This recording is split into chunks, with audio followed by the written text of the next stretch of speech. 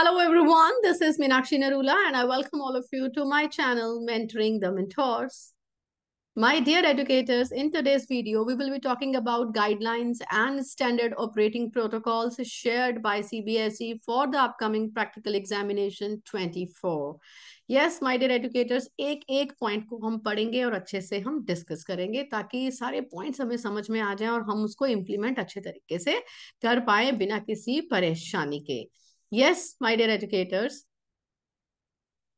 Now, सबसे पहले हम ये पढ़ लेते हैं. As per the provisions of examination bylaws, scheme of studies of the board, the practical examination project, internal assessment for both 10th and 12th class, they are conducted every year. हर साल conduct किए जाते हैं. उसके लिए हमारे पास कुछ guidelines हैं.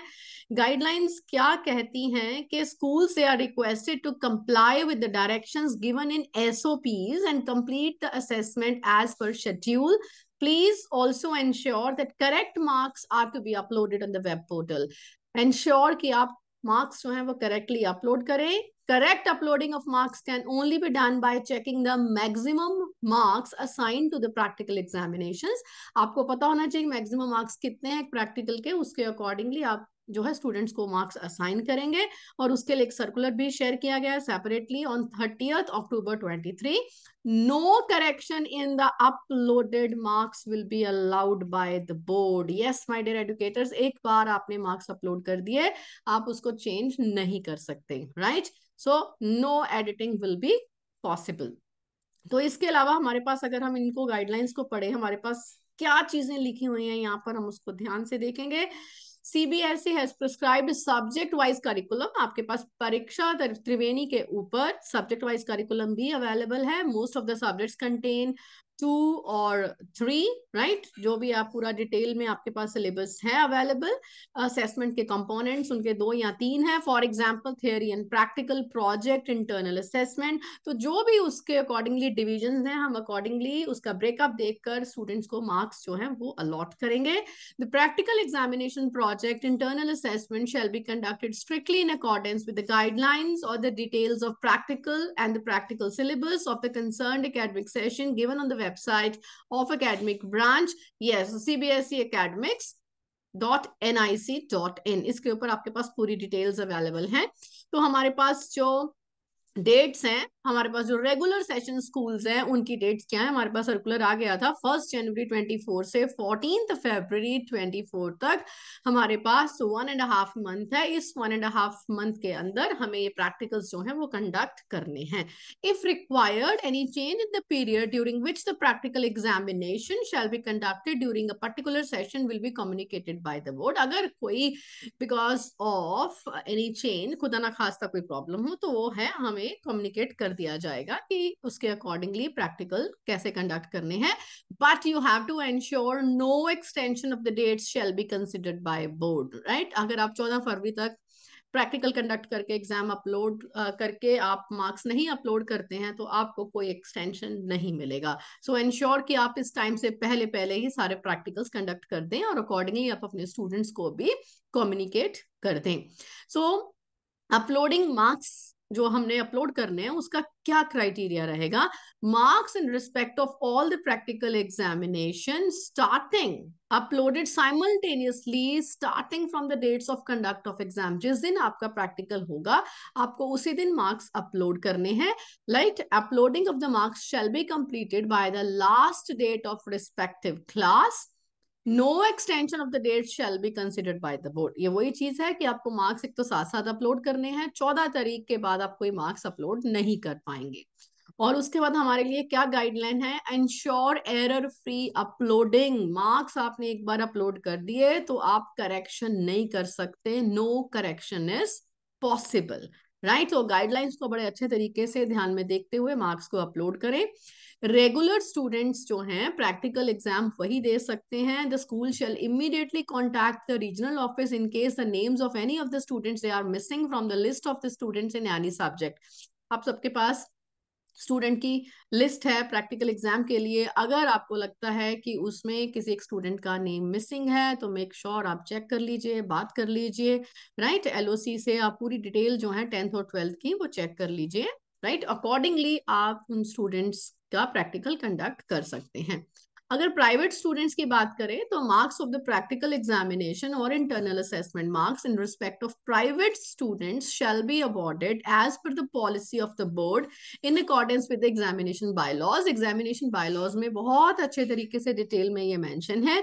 In case the practical examination is to be conducted again, that will also be done as per the policy of the board in accordance with the examination bylaws. उसके लिए आपको अलग से जो भी कम्युनिकेशन है वो कर दिया जाएगा।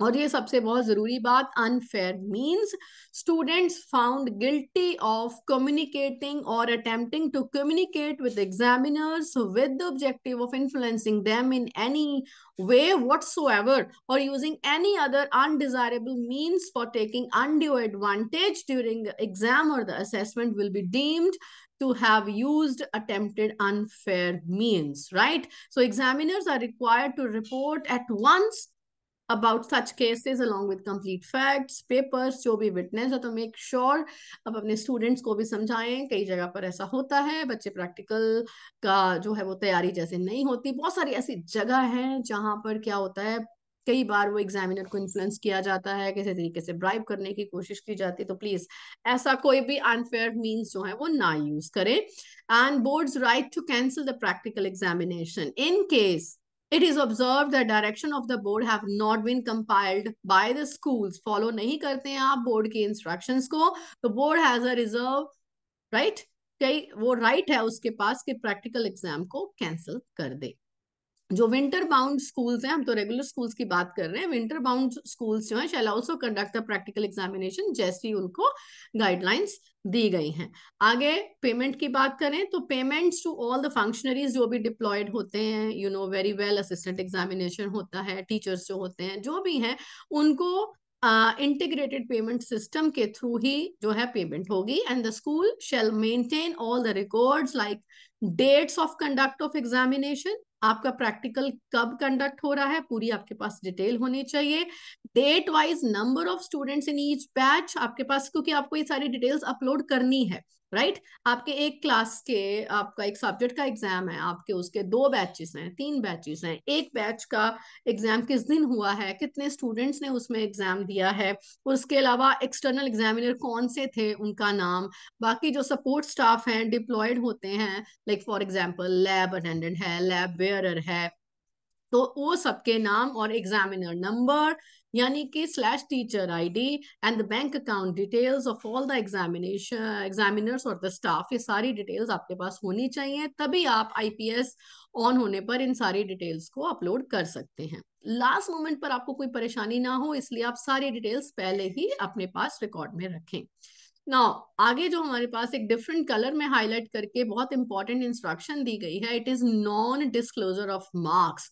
Marks awarded to the students in the practical examination, right, have the same sensitivity as the marks scored in the board's annual theory examination, and therefore ensure the marks shall not be disclosed to the students or any other person under any circumstances। आप बच्चों को marks उनके disclose नहीं करेंगे किसी भी हालत में कि आपके प्रैक्टिकल के मार्क्स इतने आए हैं, right? So this is the instruction for the internal examiner, for the external examiner, for the head examiner, for the principles, सबको ध्यान में रखना है, मार्क्स आपको बिल्कुल भी शेयर नहीं करने हैं, right?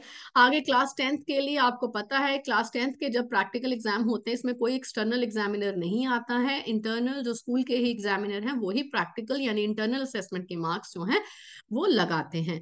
Practical answer books will not be supplied by the board for class 10th, कोई प्रैक्टिकल की शीट नहीं आएगी। The school shall make arrangements themselves, अपने आप ही आपको शीट्स अरेंज करनी है। And after conduct of practical project और internal assessment the answer books of the students are not required to be sent to the regional office। आपको internal assessment की जो आपकी शीट्स हैं आपको नहीं भेजनी है रीजनल ऑफिस में, ये आपका इंटरनल मैटर है, यहीं पर आपको अपने पास सेव करके रखने हैं पूरी जो शीट्स हैं। एंड स्पेसिफिक इंस्ट्रक्शन जो 12th के लिए हैं, you know pretty well, appointment of external examiner bye the board, जो बोर्ड के थ्रू ही एक्सटर्नल एग्जामिनर जो हैं वो अपॉइंट किए जाते हैं। And The school authorities are not at all authorized to make alternate arrangement. आप अपनी तरफ से कोई alternate arrangement नहीं करेंगे, right? कि आपका एक्सटर्नल एग्जामिनर नहीं आ पा रहा है तो लोकल लेवल पर आप किसी और को बुला ले, वो आप बिल्कुल नहीं कर सकते। आपको बोर्ड को इंटीमेट करना होगा मेल के थ्रू कि ये पर्टिकुलर एग्जामिनर अवेलेबल नहीं है, and the board will provide the substitute, right? Practical examination can only be conducted by an external examiner appointed by the board, right? All matters of any delay in conduct, अगर आपका practical किसी वजह से delay हो रहा है, non availability है examiner की, या एग्जामिनर ने रिफ्यूज कर दिया है, रिपोर्ट नहीं किया है, तो आपको आरओ यानी रीजनल ऑफिस को इमीडिएटली इन्फॉर्म करना है, ताकि फर्दर और जो न्यू अरेंजमेंट्स हैं करे जा सके, है किसी और की अपॉइंटमेंट उस एग्जामिनर किसी नए को भेजा जाए for that exam. And observers की जब बात करें, board may appoint observers in the school to oversee the conduct of practical examinations। यहाँ may लिखा है, ऑब्जर्वर भेजे भी जा सकते हैं, ऑब्जर्वर नहीं भी भेजे जा सकते हैं, राइट? तो project assessment and ensure fair conduct of examination or assessment, the school shall get in touch with the concerned regional office for obtaining the list of the observer। आपको आरओ से बात करके ऑब्जर्वर्स की जो list है वो obtain करनी है, एंड बेसिकली आपकी जो सीबीएसई शिक्षा की आईडी है उस पर आपको ये मेल के थ्रू इन्फॉर्म कर दिया जाता है कि कौन से सब्जेक्ट का जो प्रैक्टिकल है उसके लिए कौन सा ऑब्जर्वर उस दिन ड्यूटी पर रहेगा, राइट? तो मेक श्योर आप सीबीएसई शिक्षा की जो आईडी है वो डेली चेक करें। Ensuring presence or the availability of external examiners, the school shall ensure presence or availability of external examiners and observers on all days of conduct of practical examination, strictly as per the provision of appointment of external examiner by board। Board की तरफ से ही ये examiner आएंगे, observer आएंगे, उन्हीं के साथ आपको कांटेक्ट करके आपको इंश्योर करना है कि वो टाइमली स्कूल में पहुंचे और बच्चों का प्रैक्टिकल एग्जाम जो है वो कंडक्ट करें। अगर इंटरनल एग्जामिनर की बात करें, एक्सटर्नल के साथ साथ आपको पता है कि इंटरनल एग्जामिनर भी ड्यूटी पर रहता है, ये पॉलिसी है प्रैक्टिकल एग्जाम्स को कंडक्ट करने की। तो जो आप इंटरनल एग्जामिनर लगाएंगे ड्यूटी पर, उसको एडिक्वेट एक्सपीरियंस होना चाहिए, right? And expertise in such subject, जिस सब्जेक्ट का वो प्रैक्टिकल एग्जाम कंडक्ट कर रहा है उसको उसका एक्सपीरियंस होना चाहिए। An order shall be issued by the school principal for appointment of internal examiner with complete details of the examiner, his duties and responsibilities। उसको लेटर कौन इशू करेगा, उसको कौन अपॉइंट करेगा, उसको स्कूल का हेड यानी कि प्रिंसिपल अपॉइंट करेगा इंटरनल एग्जामिनर को, राइट? तो उसके बाद हम बात करते हैं inspection of the laboratory and equipment by the external examiner. जो भी आपके स्कूल का टीचर अगर किसी और स्कूल में एज एक्सटर्नल एग्जामिनर जा रहा है, या एक्सटर्नल एग्जामिनर आपके स्कूल में आ रहा है कंडक्ट करने के लिए प्रैक्टिकल, तो प्रैक्टिकल से पहले वो इंश्योर करेगा कि जो आपकी लैब है वो प्रैक्टिकल के लिए रेडी है, उसमें वो सारे के सारे मटेरियल, इक्विपमेंट, जो भी चीजें हैं वो सारी की सारी अवेलेबल है। वो कब करनी है? At least a day prior to the day of conduct of examination और असेसमेंट। एग्जामिनेशन के होने से एटलीस्ट एक दिन पहले, मतलब 2 दिन पहले भी आ सकते हैं एज पर द अवेलेबिलिटी, 3 दिन पहले भी चेक कर सकते हैं, बट एक दिन पहले, ऐसा नहीं कि प्रैक्टिकल वाले दिन सुबह चेक किया जाए, एटलीस्ट मिनिमम एक दिन पहले आपकी जो लैब है उसका ऑपरेटर्स, इक्विपमेंट, केमिकल्स, जो भी रिक्वायर्ड मटेरियल है वो इंश्योर करेंगे कि वो चीजें अवेलेबल हैं। In case any shortcoming, the same should be brought to the personal notice of the principal or the head of the school। को बताना होगा कि ये चीजें अवेलेबल नहीं है ताकि वो उसका अरेंजमेंट किया जा सके। अब यहाँ बैच की अगर हम बात करें, इसमें एक मेजर चेंज आया है, वो हम ध्यान से देख लें। The school will be able to create batch of 30 students, right, each in every subject. Last year तक हम एक बैच में 20 स्टूडेंट्स को ऐड कर पा रहे थे, और इस साल से एक बैच में कितने 30 स्टूडेंट्स जो हैं वो हम ऐड करेंगे। And the school shall conduct the practical और the project assessment of 30 students of each batch together for better management of practical project assessment and uploading of the marks। Right. अब batches कैसे create करेंगे? Shall only be created after receipt of details of external examiners. आप ऐसा नहीं कि आज ही अपने batch create कर लें, जब आपके पास एक्सटर्नल एग्जामिनर्स की डिटेल्स आ जाएंगी, राइट, सीबीएसई की तरफ से, that too after confirming from the external examiner and observer if appointed by the board। Board की तरफ से अगर ऑब्जर्वर अपॉइंट किया गया है, एग्जामिनर तो किया जाएगा ही, दोनों से पहले आप कंफर्म करेंगे कि वो पर्टिकुलर डेट में अवेलेबल है। अगर वो अवेलेबल है, उस दिन वो किसी और स्कूल में एग्जाम कंडक्ट करने नहीं जा रहे, तो आप अपना बैच जो है वो क्रिएट कर सकते हैं। ऐसा नहीं कि आप पहले बैच क्रिएट कर लें और वो अवेलेबल है नहीं, then it will be a great hassle for you. So make sure आप पहले कंफर्म कर लें, इसलिए क्लियर कट इंस्ट्रक्शन दी गई है। स्कूल में कंसिडर स्प्लिटिंग द ग्रुप और the batch of the students. आप उनको सब ग्रुप्स में डिवाइड कर सकते हैं। 30 बच्चे हैं तो 15-15 के 2 सब ग्रुप भी आप बना सकते हैं। फर्स्ट सब ग्रुप ऑफ 15 स्टूडेंट्स में अटेंड द लैब वर्क। 15 बच्चे लैब में अगर अकोमोडेट होते हैं वो लैब वर्क कर सकते हैं, राइट। जबकि जो बाकी के 15 हैं, आप उनको पेन एंड पेपर का जो आपका टेस्ट है, उनको प्रैक्टिकल लिखना है, जो भी आपके है, यहाँ वाइवा कंडक्ट करना है आपने, तो वो आप कर सकते हैं। बट द प्रैक्टिकल और the project assessment of the complete batch of 30 students shall be completed together on the same day and marks are to be uploaded of the complete batch together।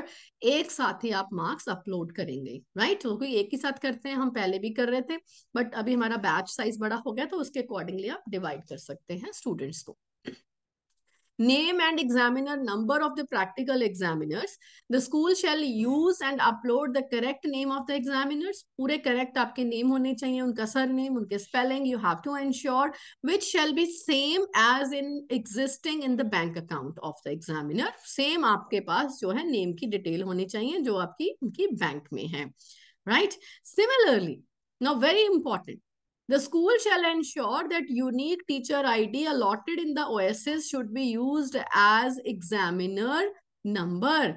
हम जो internal examiner होता है उसका जो number होता है, हम कौन सा देते हैं एग्जामिनर नंबर? इंटरनल एग्जामिनर का जो है कोई बोर्ड की तरफ से डिटेल नहीं आती, तो उसका एग्जामिनर नंबर कौन सा होगा? उसका एग्जामिनर नंबर होगा टीचर का आईडी जो ओएसएस पोर्टल में है। Regional offices shall use the OSS allotted teacher ID is used as examiner number while allotting the duties। तो आपके जो एक्सटर्नल भी आ रहे हैं, राइट, तो उनके लिए क्या है? आपको टीचर की आईडी ओएसएस वाली यूज करनी है। The examiner number shall be clearly mentioned in all the communication regarding practical examiner duties with the schools as well as examiners. आपको स्कूल को और एग्जामिनर को बड़े अच्छे तरीके से वो जो उनकी ड्यूटीज के बारे में बताना है, और वो नंबर जो है वो क्लियर कट मेंशन होना चाहिए ओएसएस के ऊपर, राइट। तो अब बात करते हैं conduct of examination assessment in the sessions। To ensure fair and proper assessment, practical examination project assessment should invariably conducted in 2 or 3 sessions in a day if the number of students is more than 30। आपके पास 30 से ज्यादा बच्चे हैं, आप एक batch का morning में, एक बैच का आफ्टरनून में कंडक्ट कर सकते हैं, but it may be noted that since the size of the batch of the group is 30, therefore examination or assessment of each batch should be conducted in one session together। आप इनको split नहीं कर सकते सब groups को, कि अगर हम एक सब ग्रुप का मॉर्निंग में ले ले, एक सब ग्रुप का आफ्टरनून में, नो, उनका एक साथ ही आपको प्रैक्टिकल कंडक्ट करना है। In case of fine arts, specially जो पेंटिंग के हमारे फाइन आर्ट्स के एग्जाम हैं, shall invariably be conducted in 2 sessions in respect of each student, right। इनका आपको पता प्रैक्टिकल का एग्जाम बड़ा होता है, 70 नंबर का प्रैक्टिकल है, 30 नंबर का इनका थ्योरी का है, तो उसमें आप 2 सेशंस में हर बच्चे का कंडक्ट कर सकते हैं। Uploading of photographs through app link, right, this is really very important. Photographs upload करते हुए कई बार बहुत सारी दिक्कत आती है। The schools are required to upload the photographs of the conduct of examination और assessment. For this purpose, an app link will be provided to the schools for uploading one group photograph for each batch during the practical examination, right। app link के through हम photograph upload करेंगे। group photo should consist of, कौन कौन होना चाहिए उस group की photograph में? Students of that batch, external examiner, internal examiner, and observer if appointed by the board. And all faces should be clearly visible in the photograph. The photograph shall be taken in the laboratory where practical examination will be conducted. जहां पर आपने practical exam conduct किया है उस lab में ही photograph होगी. And laboratory should be clearly seen in the photograph. पता चलना चाहिए कि वो लेबोरेटरी में आप बैठे हैं. बोर्ड की तरफ करके फोटोग्राफ क्लिक करेंगे तो आपको नजर नहीं आएगा. जहां पे आपका इक्विपमेंट पड़ा है उस तरफ आप रखकर स्टूडेंट्स को खड़े करके तो पीछे से नजर आना चाहिए कि that is laboratory. The software will ensure that photographs uploaded are geotagged and time tagged. Right? किस टाइम पर कंडक्ट आपने करा है आपके पास डेट और टाइम आ जाता है, जियो टैग लोकेशन आ जाती है. Some other information such as batch number, total batches कितने हैं, डेट कौन सी थी, टाइम क्या था, will also be required to be uploaded on the app link. ये सब चीजें आप उसमें फिल इन करेंगे. राइट. अटेंडेंस शीट्स की अगर बात करें, attendance sheets of the students appearing in the practical examination must be carefully filled in the proforma which will be provided to each school by the concerned RO. RO की तरफ से वो आपके पास attendance sheet जो है वो provide की जाएंगी. राइट. अगर आपके पास नहीं अभी शीट्स अवेलेबल हैं अटेंडेंस की, make sure you talk to the concerned RO ताकि आप आगे फर्दर जो है वो डिटेल्स उनको प्रोवाइड करके अपना सारा अरेंजमेंट्स टाइमली कर सकें. Rescheduling of the absent students. अब ऐसा भी हो सकता है कि आपने एक बैच बना दिया, उस बैच के एक या दो बच्चे कोई तबीयत खराब हो गई या कोई कुछ भी रीजन हो गया, the child was not able to come for the practical exam. अब एब्सेंट वाले बच्चों का क्या करेंगे, उस दिन तो आप एब्सेंट लगाएंगे तो उनका प्रैक्टिकल रीशेड्यूल कैसे करेंगे. All the students required to appear in the practical exam as per the schedule, right? But कोई बच्चा absent हो सकता है तो हम उसमें क्या है कि no request for special permission beyond the schedule shall be entertained by the board, right? वो भी notified date के अंदर ही होना चाहिए. 14 फरवरी से beyond आप किसी का reschedule नहीं कर सकते. In case the student is absent in the practical examination, the students it is to be marked absent in the online system. आप एब्सेंट मार्क करेंगे. In case where a student is absent on the day of examination due to any reason and his practical examination is to be conducted at a different date, he shall be marked rescheduled, ताकि उसको एक option मिल जाए और अगर वो नहीं आ पाया उस दिन तो आप उसका एग्जाम रीशेड्यूल करेंगे. एब्सेंट कब करेंगे, जब आपको पता बच्चा नहीं आ रहा है. राइट. आना ही नहीं है बच्चे ने, एग्जाम ही नहीं देना है, अदरवाइज आप रीशेड्यूल करेंगे, एब्सेंट नहीं लिखेंगे.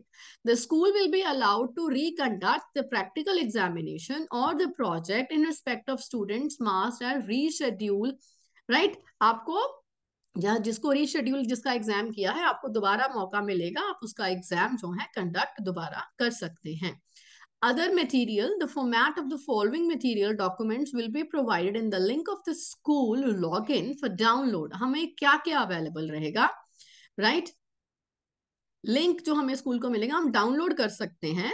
राइट. एक्सटर्नल एग्जामिनर को देने के लिए manual award list for use of any left out subject exam, sample envelope for sending award list by the external examiners. Right. ये आपको सैंपल एनवेलप पता चल जाएगा किस तरीके से करना है, तो ये आप डाउनलोड कर सकते हैं, आपको लिंक प्रोवाइड कर दिया जाएगा. राइट. या तो ये आपके एलओसी में जहाँ पे पोर्टल है यहाँ पे मार्क्स अपलोड करने हैं वहां पर अवेलेबल होगा, नहीं तो आपको मेल के थ्रू कम्युनिकेट कर दी जाएंगी पूरी डिटेल्स. आंसर बुक्स बहुत सारे स्कूल्स में पहुंच चुकी हैं. Right. It shall be ensured that practical answer book supplied by RO is used in practical examination. अपनी पर्सनल स्कूल की प्रिंटेड प्रैक्टिकल शीट्स नहीं यूज करेंगे, जो आपको बोर्ड की तरफ से आरओ की तरफ से प्रोवाइड की गई हैं वही प्रैक्टिकल की शीट्स आप यूज करेंगे. And it is to be ensured that examiner completes all the entries in the practical answer book carefully and correctly. तो आप उसको चेक कर लेंगे. अब आपको टीचर्स को रिलीव भी करना है ड्यूटी के लिए, जिनकी यहाँ पर ड्यूटी लगेगी, जो आपके स्कूल में आ रहे हैं या आपके स्कूल से कहीं और प्रैक्टिकल कंडक्ट करने के लिए जा रहे हैं, तो आपको उनको एक लेटर बना के देना है. Apart from conducting the practical examination project assessments of the students, every school shall also ensure relieving their PGTs deputed by the board for the conduct of practical examination or the project in other schools, to ensure the whole process of examination is completed within stipulated time. right? Non-relieving of teachers appointed as examiners will be viewed very seriously and shall attract invocation of penalty provisions. So make sure Jin teachers की duty आती है आप उनको relieve कर दीजिए। एक चीज और, बहुत बार क्या होता है कि आपके पास एक टीचर की ड्यूटी लगकर आती है एज एग्जामिनर, वो टीचर आपके जो स्कूल में कार्यरत होता नहीं है, छोड़ चुका होता है, तो मेक श्योर आप उसी मेल के थ्रू इन्फॉर्म कर दें सीबीएसई को कि this teacher has already left the school और मेरे पास ये एक ऑप्शन है इस टीचर की जगह पर जिस टीचर का इतने ईयर्स का एक्सपीरियंस है, ये उसकी ओएसएस आईडी है। तो अगर सीबीएसई को चाहिए हो तो वो उस ऑप्शन को यूज भी कर सकते हैं या अपनी मर्जी से किसी और एग्जामिनर को भी वो ड्यूटी पर लगा सकते हैं। तो मेक श्योर आप इस तरीके से बात कर सकते हैं, राइट। तो इसके साथ में अलग अलग अपेंडिक्स हैं जिसमें कि स्टाफ को क्या क्या रेम्यूनरेशन कितना है पर एग्जाम, राइट, पर स्टूडेंट्स के लिए क्या, कौन कौन से एग्जाम के लिए लैब बेयरर, ये सारी डिटेल्स आगे दी गई हैं। तो आप इनको हम अलग एक वीडियो में डिस्कस कर लेंगे। तो मेक श्योर आप इन गाइडलाइंस को ध्यान रखें और जो जो मैंने पॉइंट्स बताए हैं उनको आप हैंडी रखें अपने पास ताकि आप स्मूथली प्रैक्टिकल एग्जाम्स को कंडक्ट कर पाएं। Thank you all of you for watching mentoring the mentors. Have a nice day.